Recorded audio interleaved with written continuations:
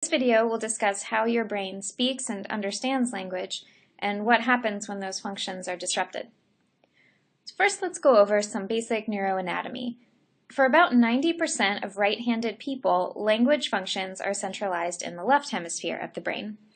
Lefties and ambidextrous folks are somewhat more likely to have language centralized in the right hemisphere, but still about 70% of them will have language centralized in the left hemisphere.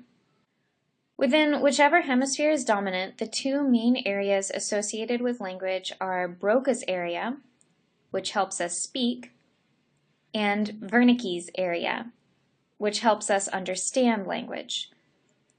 Broca's area is in the frontal lobe, usually the left frontal lobe, and it's responsible for language expression. When Broca's area is damaged, people tend to have trouble producing speech. Their words become halting or slurred. This is called non-fluent aphasia or Broca's aphasia. And I remember this by thinking that Broca's aphasia means broken speech. And aphasia is just any type of disorder that involves language. When Wernicke's area back in the temporal lobe is damaged, you get Wernicke's aphasia, which is quite a different pattern of behavior than you get with Broca's aphasia. People have no trouble producing words. In fact, words kind of just tumble out of them. But the words that do come out don't make any sense. It's like listening to a bunch of nonsense sentences. People with Wernicke's